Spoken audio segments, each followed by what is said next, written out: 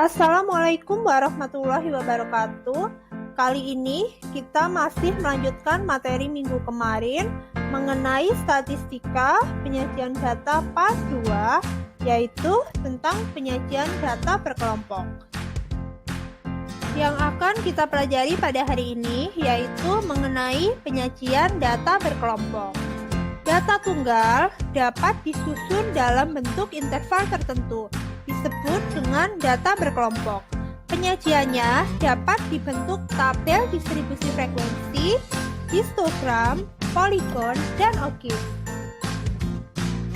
Yang pertama, tabel distribusi frekuensi. Misalkan diberikan data sebagai berikut.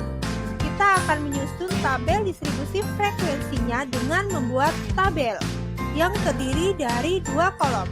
Kolom pertama adalah nilai, dan kolom kedua adalah frekuensi. Pada kolom nilai, isi dengan interval yang memuat nilai terkecil, yaitu 1. Panjang interval ini harus sama. Sebagai contoh, 1 sampai 5, 6 sampai 10, dan seterusnya.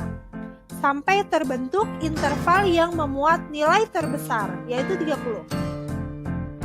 Nilai 1 sampai 5 ada sebanyak 3, jadi frekuensinya diisi dengan 3. Nilai 6 sampai 10 ada sebanyak 5, jadi frekuensinya diisi dengan 5, dan seterusnya. Dengan demikian, diperoleh tabel distribusi frekuensi sebagai berikut. Dari tabel distribusi frekuensi tersebut, kita perhatikan kelas ketiga, yaitu nilai 11 sampai 15. Maka diperoleh beberapa informasi, diantaranya yang pertama, batas bawah 11. Yang kedua, batas atas 15.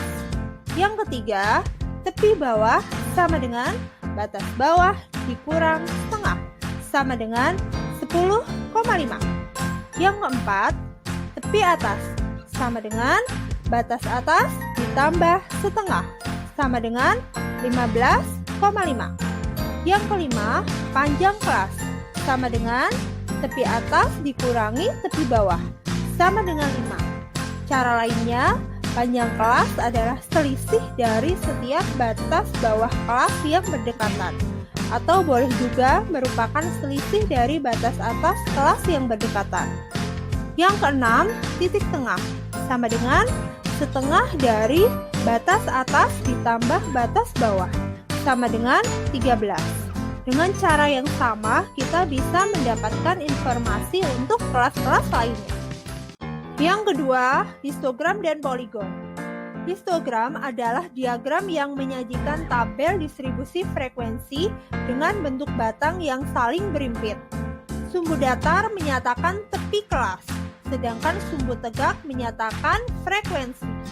Untuk membuat histogram, kita bisa memanfaatkan tabel distribusi frekuensi dengan menambah kolom tepi kelas untuk masing-masing kelas. Selanjutnya, buat persegi panjang sehingga masing-masing tepi kelas adalah panjang alasnya dan frekuensi sebagai tingginya. Dengan demikian, histogramnya adalah sebagai berikut.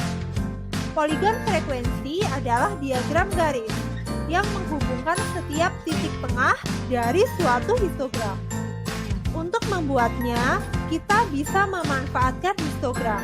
Pertama, buat titik tengah di bagian atas setiap batang pada histogram. Kemudian hubungkan setiap titik tengah tersebut menjadi garis. Dengan demikian, poligon frekuensinya adalah sebagai berikut. Yang ketiga, frekuensi kumulatif. Frekuensi kumulatif diartikan sebagai jumlah frekuensi. Ada dua macam frekuensi kumulatif, yaitu yang pertama, frekuensi kumulatif kurang dari. Ini dihitung dari banyaknya data yang kurang dari tepi atas setiap kelas interval. Dari tabel sebelumnya, kita peroleh banyaknya data yang bernilai kurang dari 5,5 ada 3. Banyaknya data yang bernilai kurang dari 10,5, di sini ada 5 dan di sini ada 3. Yang pasti kurang dari 10,5 juga. Jadi totalnya ada 8. Banyaknya data yang bernilai kurang dari 15,5 adalah 8 tambah 5 tambah 3 atau 8 tambah frekuensi kumulatif kelas sebelumnya. Jadi ada 16 dan seterusnya. Jika dibuat grafik dengan sumbu X menyatakan tepi atas dan sumbu Y menyatakan frekuensi kumulatif kurang dari, maka diperoleh titik 5,5, 3, 10,5, 8 dan seterusnya sampai 30,5, 30. Kemudian hubungkan titik-titik itu menjadi kurva. Ini disebut juga ogive positif. Yang kedua, frekuensi kumulatif lebih dari. Ini dihitung dari banyaknya data yang lebih dari tepi bawah setiap kelas interval.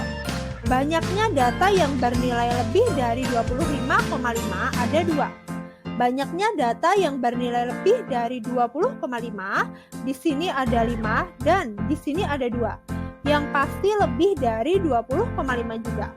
Jadi totalnya ada 7.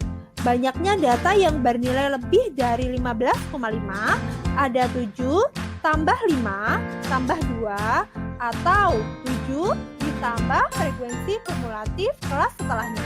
Jadi ada 14 dan seterusnya. Jika dibuat grafik dengan sumbu X menyatakan tepi bawah kelas dan sumbu Y menyatakan frekuensi kumulatif lebih dari, maka diperoleh titik 0,5, 30. 5,5,27 dan seterusnya sampai 25,5,2. Kemudian hubungkan titik-titik itu menjadi kurva. Dengan demikian, kurvanya berbentuk sebagai berikut. Ini disebut juga ogive negatif. Perbedaan karakteristik dari kedua kurva tersebut adalah ogive positif grafiknya naik, sedangkan ogive negatif grafiknya turun. Nah, demikianlah pembelajaran kita hari ini. Terima kasih, sampai jumpa lagi di pembelajaran berikutnya. Wassalamualaikum warahmatullahi wabarakatuh. Bye-bye. Created using Powtoon.